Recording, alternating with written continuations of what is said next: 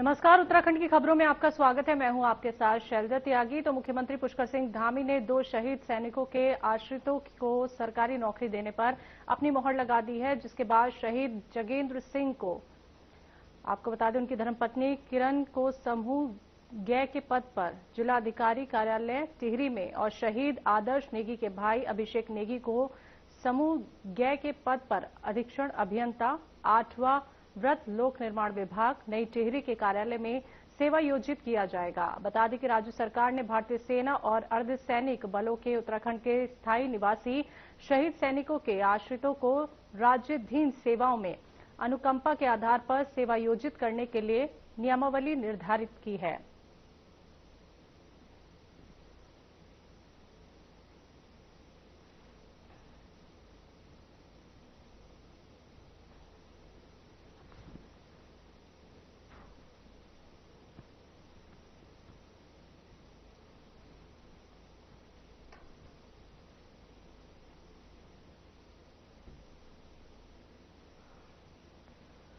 तो बड़ी खबर आपको बता देते हैं, पीएम नरेंद्र मोदी आपदा क्षेत्र का दौरा करेंगे। शाम 4 बजे वो जॉलीग्रांट एयरपोर्ट पहुंचेंगे और आपदा प्रभावित क्षेत्रों का हवाई सर्वेक्षण करेंगे। बता दें कि इस वक्त की बड़ी खबर आपको बता रहे हैं। तो पीएम मोदी के दौरे की सभी तैयारियां पूरी कर ली गई हैं। पूरा जॉलीग्रांट एयरपोर्ट छावनी में तब्दील कर दिया गया है। पुलिस और सुरक्षा एजेंसियों को निर्देश दिए गए हैं, कड़ा पहरा है और सर्वेक्षण के बाद पीएम मोदी अधिकारियों से चर्चा करेंगे। वहीं उत्तराखंड सरकार ने केंद्र सरकार से सहायता की भी मांग की है और 5,702 करोड़ की सहायता राशि की उन्होंने मांग की है। तो आपको बता दें, शाम 7 बजे देहरादून से दिल्ली के लिए रवाना होंगे प्रधानमंत्री नरेंद्र मोदी। इस वक्त की बड़ी खबर आपको बता रहे हैं।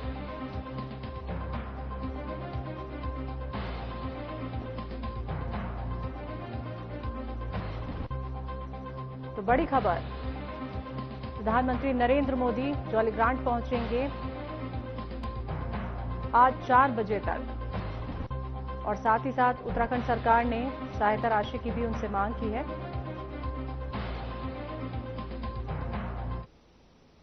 प्रधानमंत्री नरेंद्र मोदी एक दिवसीय दौरे पर उत्तराखंड आ रहे हैं। माना जा रहा है कि शाम को 4 बजे प्रधानमंत्री जॉलीग्रांट एयरपोर्ट पहुंचेंगे। उसके बाद वह सीधे आपदाग्रस्त क्षेत्र का हवाई सर्वेक्षण करेंगे। सर्वेक्षण के बाद वापस जॉलीग्रांट आएंगे और उसके बाद वहां पर अधिकारियों के साथ एक बैठक भी करेंगे। साथ ही कुछ आपदा पीड़ितों से भी प्रधानमंत्री मुलाकात कर सकते हैं। पीएम के इस दौरे को उत्तराखंड बीजेपी भी खास मान रही है।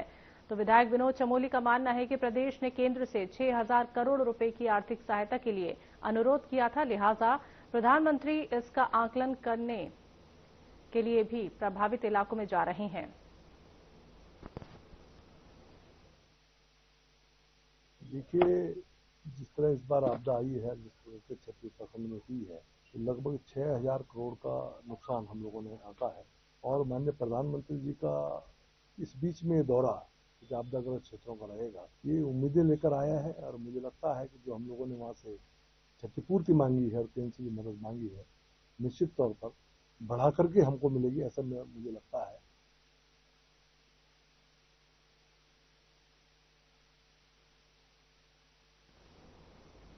पीएम मोदी एक दिवसीय दौरे पर उत्तराखंड आ रहे हैं। तो आपको बता दें कि जानकारी के अनुसार पीएम शाम 4 बजे जॉलीग्रांट एयरपोर्ट पहुंचेंगे। उसके बाद वो सीधा आपदाग्रस्त क्षेत्रों का हवाई सर्वेक्षण करेंगे।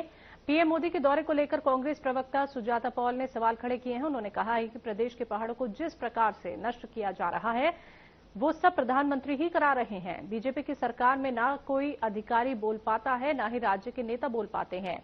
जितनी भी आपदा अब तक आई है, ये सब मानव रचित है।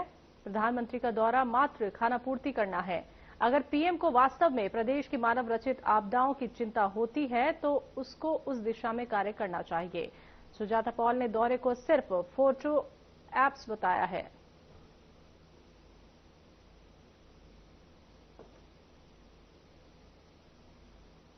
समय जब लोग मरे, मतलब बीजेपी का, आपको लगता नहीं कि धामी जी को कहा गया होगा कि अब प्रधानमंत्री जी यहाँ आने वाले हैं, तो अब आप इतने की डिमांड कर दीजिए और हम देंगे इतना। तो सच्चाई ये है कि जोशी मठ में जब भूदशा हुआ तब भी हमने कहा था कि राष्ट्रीय आपदा घोषित किया जाए और हमारे पहाड़ों को जिस तरह से नष्ट किया जा रहा है, उनका सत्यानाश किया जा रहा है, वो तो मोदी जी करवा रहे हैं। और हमारे यहाँ के ना अधिकारी बोल पाते हैं, ना हमारे राजनेता बोल पाते हैं। तो भाजपा की सरकार है और जितनी त्रासदी आई है ये सब मानव रचित त्रासदी है। प्रधानमंत्री जी अब आ रहे हैं, लेकिन अगर देखा जाए तो खाना पूर्ति करने के लिए और लोगों को दिखाने मात्र ये दिखाई देगा, क्योंकि ये फोटो ऑप्टिक्स होते हैं प्रधानमंत्री के। अगर उन्हें सचमुच में चिंता होती उत्तराखंड की, जो मानव रचित आपदाओं से इस वक्त ग्रस्त है वो उनके कारण है, तो उस दिशा में वो कार्य करते, ना कि इस तरह के फोटो ऑप्स बनेगा। तुम उत्तराखंड कांग्रेस ने प्रधानमंत्री से राज्य के लिए 20,000 करोड़ रुपए के विशेष राहत पैकेज की मांग की है, जिस पर प्रदेश कांग्रेस अध्यक्ष करण माहरा का कहना है कि राज्य की मौजूदा आपदा को राष्ट्रीय आपदा घोषित किया जाए और हर प्रभावित परिवार को कम से कम 10 लाख की तत्काल सहायता मिले।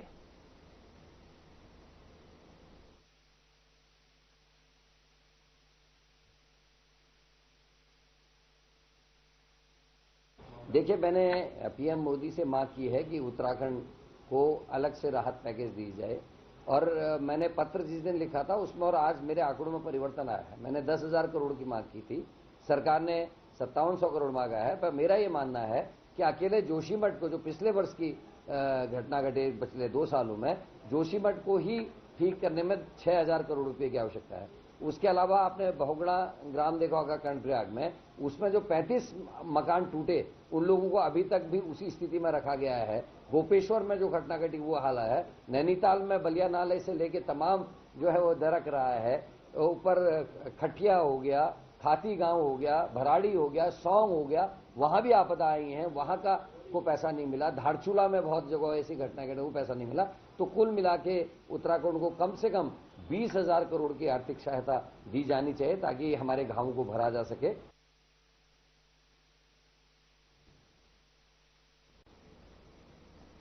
बीजेपी के प्रदेश मीडिया प्रभारी मनवीर चौहान ने हरीश रावत के बयान पर निशाना साधा है। हरीश रावत ने कहा था कि 2027 का विधानसभा चुनाव प्रीतम सिंह के नेतृत्व में लड़ा जाएगा। इस पर मनवीर चौहान ने कहा कि हरीश रावत बोलते कुछ हैं, करते कुछ और हैं।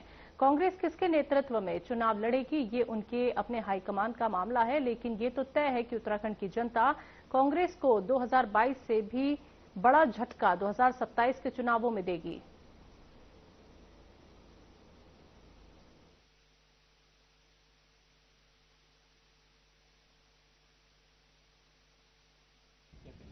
देखिए, कांग्रेस का अंदरूनी मामला है, उनके हाईकमान का मामला है। वो किसी के नेतृत्व में भी लड़े। वो हरीश रावत जी बोलते कुछ हैं, करते कुछ हैं, लेकिन नेतृत्व किसी का भी हो, लेकिन उत्तराखंड की जनता उनको 2022 से भी और बड़ा झटका देने वाली है। और 2027 के चुनाव में जहां भारतीय जनता पार्टी की हैट्रिक लगने वाली है, वहीं कांग्रेस का पूरी तरह से प्रदेश के अंदर जिस प्रकार से पंचायत चुनाव और नगर निकाय चुनाव में सुपड़ा साफ हुआ है, 2027 की विधानसभा चुनाव भी पूरी तरह सुपड़ा साफ कांग्रेस का होने वाला है। भारत सरकार की अंतर मंत्रालय टीम के सदस्यों ने उत्तरकाशी, रुद्रप्रयाग, पौड़ी, गढ़वाल, चमोली, बागेश्वर और नैनीताल जिले के तमाम क्षेत्रों में जाकर आपदा से हुए नुकसान का जायजा लिया।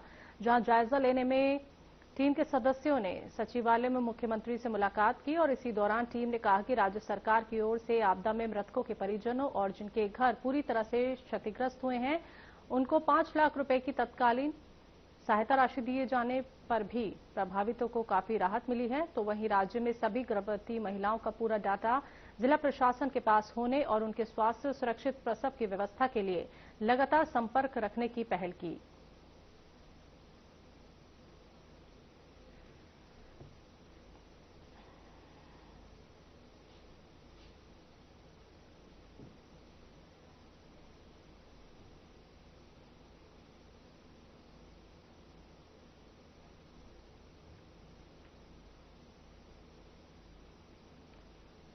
उत्तराखंड समेत हरिद्वार के ग्रामीण क्षेत्रों में भी बाढ़ से किसानों की फसल बर्बाद हुई है। सीएम धामी ने सभी जनपदों के जिलाधिकारियों के साथ वीडियो कॉन्फ्रेंसिंग कर आपदा से हुई क्षति का पूरा आकलन करने के निर्देश दिए हैं।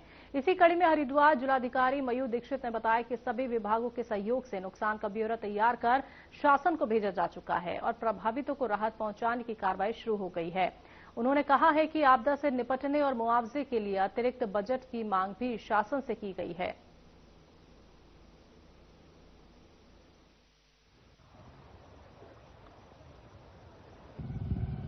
शासन से जो हमें दिशा निर्देश प्राप्त हुए हैं उसमें जितने भी अभी जो मानसून अवधि में जो डैमेजेस हुए हैं सिंचाई विभाग के, पीडब्ल्यूडी के, अन्य डिपार्टमेंट्स के, उसका जो आंकलन करके हमको एस्टिमेट्स, डीपीआर आदि भेजने के निर्देश प्राप्त हुए, जिसके क्रम में एक इनिशियल आंकलन हमने करके भेज दिया है शासन को। और अब विभिन्न योजनाएं जो क्षतिग्रस्त हुई उनको तत्काल रिपेयर करने के निर्देशों के क्रम में जितनी धनराशि हमारे जनपद में अवेलेबल थी उन सभी को सैंक्शन कर दिया गया है।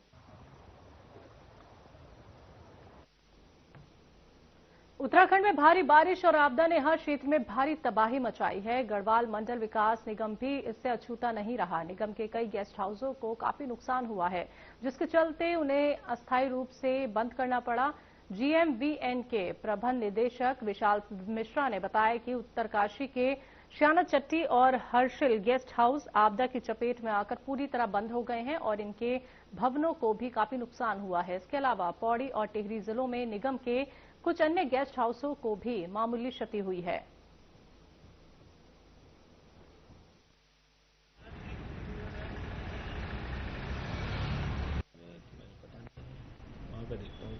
गढ़वाल मंडल विकास निगम में चूंकि उत्तरकाशी में जो आपदा आई उसके कारण हमारे वहाँ के सैना चट्टी और हर्षिल के गेस्ट हाउस बंद भी हो गए हैं और उनके भवन को भी नुकसान पहुंचा है।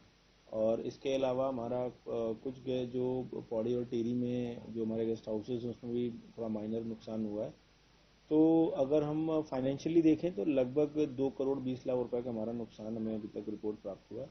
और चूंकि रोड क्लोजर है और आपदा के कारण हमारे गेस्ट हाउस बंद हो गए हैं, तो इस सभी कारण हमारा फाइनेंशियल नुकसान भी हो रहा है, क्योंकि गेस्ट हाउस बंद हो रहा है तो बुकिंग भी कैंसिल हो रही है, बुकिंग नहीं हो पा रही है। तो उसका हम लोगों ने एक रफ एस्टिमेट किया है जो कि करीब 50 लाख रुपए का वो नुकसान। प्रदेश में भारी बारिश के चलते तमाम जगहों पर सड़कों में जगह जगह गड्ढे दिखाई दे रहे हैं। इन गड्ढों को पैच वर्क के जरिए भरा जा रहा है। बरसात के बाद बड़े पैमाने पर पीडब्ल्यूडी विभाग अभियान चलाएगा और सड़कों के गड्ढों को भरने की प्रक्रिया तेज की जाएगी। पीडब्ल्यूडी के प्रमुख अभियंता राजेश चंद्र शर्मा ने बताया कि सभी जगह पर सड़कों को दुरुस्त करने का काम तेजी से किया जा रहा है। बारिश की वजह से बहुत सी जगह पर सड़कों में गड्ढे बन गए हैं। कुछ ऐसे ही इलाके भी हैं जहां पर पैच वर्क के बाद भी अगर गड्ढे बन रहे हैं तो उनको दोबारा बनाकर आवागमन सुचारू किया जा रहा है।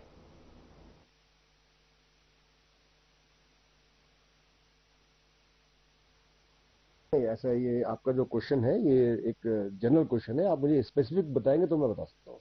ऐसा नहीं होता है कि सड़कें एकदम बह जाए, आपको कई सड़कें ऐसी मिलेंगी, कोई स्पेसिफिक हो तो उसके बारे में बताया जा सकता है। अभी हम लोगों ने देहरादून शहर से अभी हमने काम करना शुरू करा है, तो 26 किलोमीटर सड़कें हमारी यहाँ पर हमने पैचलेस 26 किलोमीटर सड़कों को पैचलेस कर दिया है। और सभी को ये आदेश है कि जैसे आपके पास विंडो मिलता है काम करने का, वैसे अपना पैच रिपेयर कर दें। अभी जो हमारे पास पुरानी कार्य योजना थी उसके हिसाब से पूरे प्रदेश में हमको 2670 किलोमीटर हमको रिन्यूअल करना, हमको पैच रिपेयर करना था। और अभी हमने फिर उनसे 10 तारीख को फिर हमने कार्य योजना बनाई है, क्योंकि ये जो कार्य योजना पहले भेजी गई थी उसके बाद और बारिश हुई है तो सब। उत्तराखंड की खबरों में वक्त एक छोटे से ब्रेक का।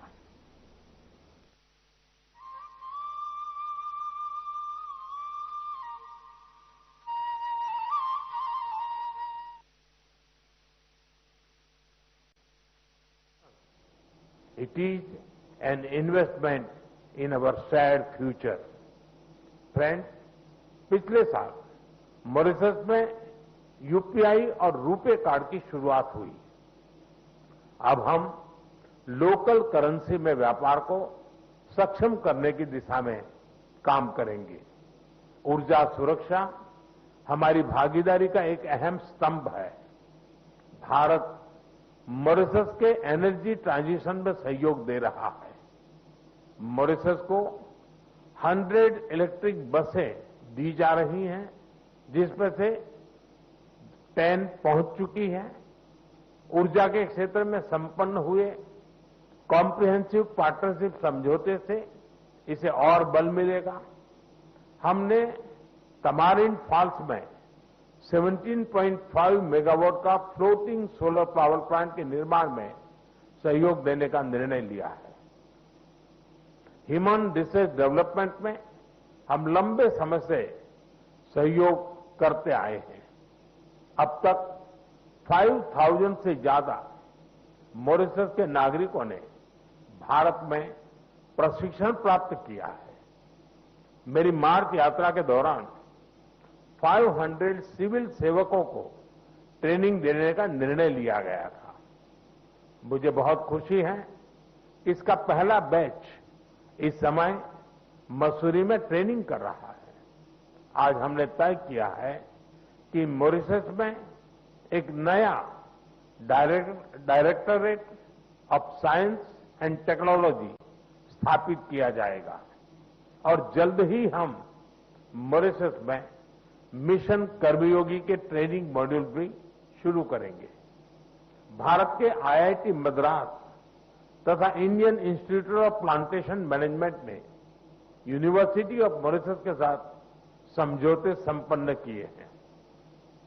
ये समझौते रिसर्च, शिक्षा और इनोवेशन में आपसी साझेदारी को नए पायदान पर ले जाएंगे। फ्रेंड्स, फ्री, ओपन, सिक्योर, स्थिर और समृद्ध हिंद महासागर हमारी साझा प्राथमिकता है।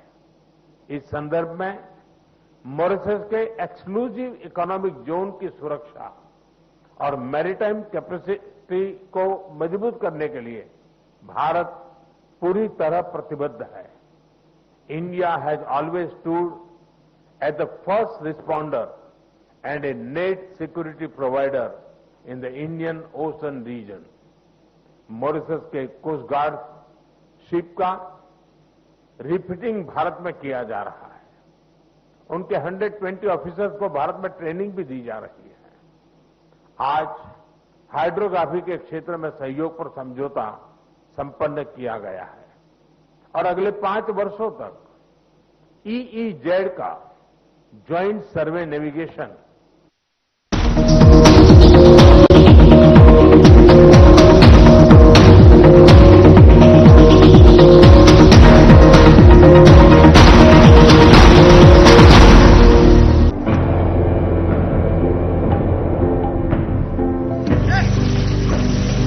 कभी पानी की कमी से सूखते उत्तराखंड के इन खेतों में अब लहलहा रही हैं फसलें। राज्य में सिंचाई की आधुनिक तकनीकी ने खोल दिए हैं किसानों के तरक्की के द्वार।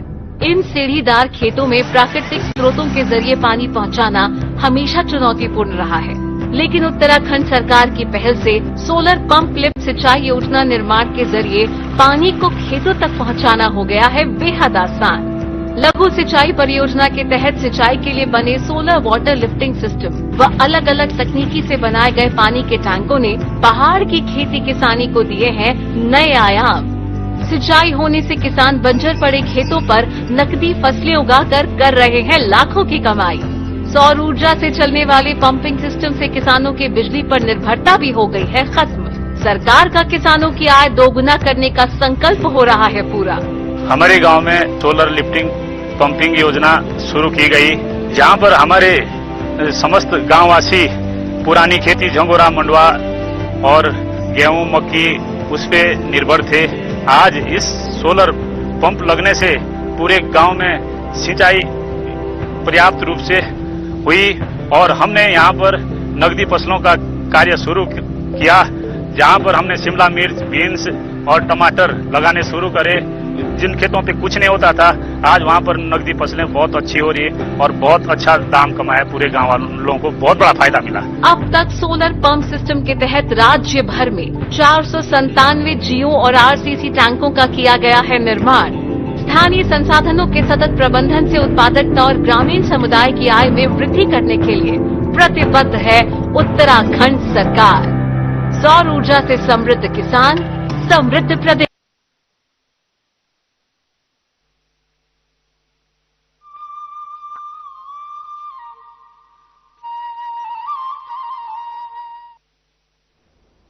उत्तराखंड की खबरों में एक बार फिर से आप सभी का स्वागत है। बढ़ते हैं अगली खबर की तरफ। बीजेपी विधायक राजकुमार पोरी ने एक बयान जारी करते हुए कहा कि अधिकारियों की नियमित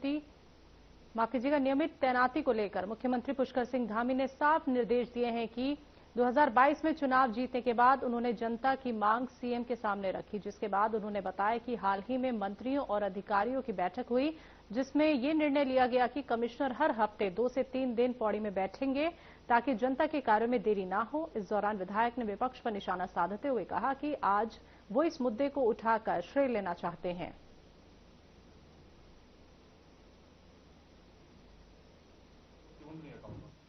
वास्तव में जब 2022 का चुनाव हुआ और मैं पौड़ी से विजय हुआ तो लोगों का शिष्टमंडल, कई लोगों के शिष्टमंडल मेरे पास आए। उन्होंने डिमांड की कि वास्तव में पौड़ी में कमिश्नरी होने के बावजूद यहाँ पर कमिश्नर नहीं बैठता, उसके अधीनस्थ जो अधिकारी हैं वो भी नहीं बैठते। तो इस बात को लेकर मैंने सीएम साहब से बात करी, आदरणीय अपने प्रदेश के यशस्वी मुख्यमंत्री पुष्कर सिंह धामी जी से, और उनके साथ बैठने का ये लाभ हुआ कि उन्होंने 2-3 बार अधिकारियों के साथ बैठक करने के बाद मुझे भी बुलाया और सभी अपने पौड़ी क्षेत्र के जो आदरणीय धन सिंह रावत जी हैं, सतपाल महाराज जी हैं, इन लोगों को बुलाने के बाद सारी बैठक हुई हैं और निश्चित रूप से उसका रिजल्ट ये निकला कि उसके बाद महीने में हर हफ्ते जो है कमिश्नर वहाँ बैठते हैं। हफ्ते में 2 दिन 3 दिन के लिए वहाँ जाते हैं।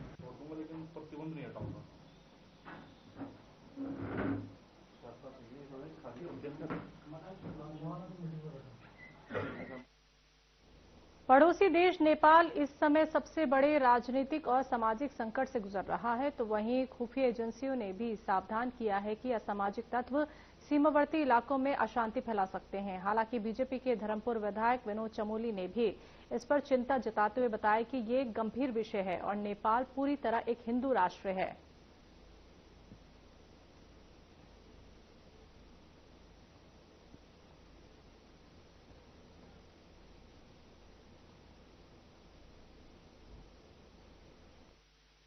और वहाँ जिस तरह की उसके कारण जो अस्थिरता नेपाल के अंदर आ रही है वो पूरे सनातन पर चोट करने वाली है भविष्य में आकर, तो उसको देखने की आवश्यकता है। और क्योंकि हम सीमांत क्षेत्र हैं तो निश्चित तौर पर हमको सजग भी रहना पड़ेगा और अपनी सुरक्षा एजेंसियों को अलर्ट भी करना पड़ेगा, वो हम लोग कर भी रहे हैं।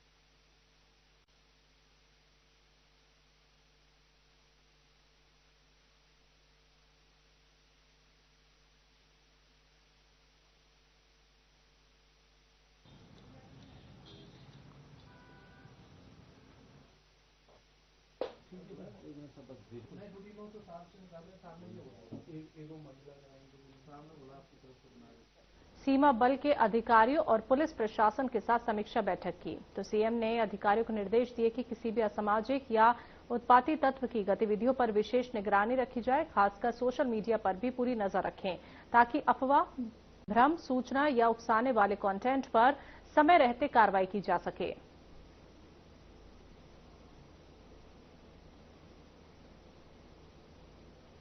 में जो हिंसा जो जारी है और जो है उससे हमारी जो सरहदी जनपद है, इस संबंध में कल माननीय मुख्यमंत्री जी द्वारा भी जो है वो समस्त जो है उत्तराखंड पुलिस के साथ जो है सरहदी जो हमारे नेपाल से सटे हुए जिले हैं उनके साथ जो है एक विस्तृत वीसी के माध्यम से चर्चा की गई, जिसमें जो है वो निर्देश दिए गए कि जो हमारी वहाँ पर सतर्कता बढ़ाई जाए, पेट्रोलिंग चेकिंग बढ़ाई जाए और जो है सोशल मीडिया है इस पे भी हम लोग अलर्ट रहे। जो एसएसबी लगी हुए उनके साथ भी जो है समन्वय बनाते हुए जो है ज्वाइंट पेट्रोलिंग उत्तराखंड पुलिस इनके साथ मिलकर कर रही है।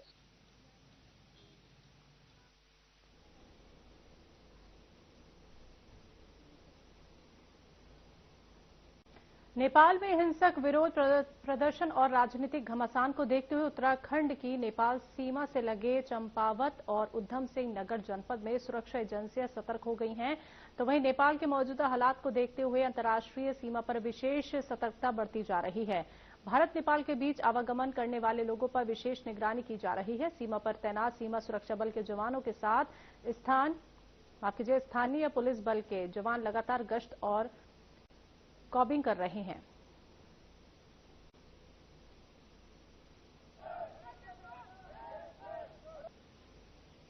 राष्ट्र में उभरते हुए हालातों के दृष्टिगत सुरक्षा के दृष्टिगत जनपद चंपावत में सीमावर्ती सभी थाना तथा चौकियों को अलर्ट किया गया है तथा सघन चेकिंग अभियान चलाया जा रहा है। इसके अतिरिक्त हमारे जो बॉर्डरिंग एजेंसीज है जैसे कि एसएसबी, उनके साथ समन्वय बनाते हुए बॉर्डर पे विशेष सतर्कता बरती जा रही है। कानून व्यवस्था सामान्य है।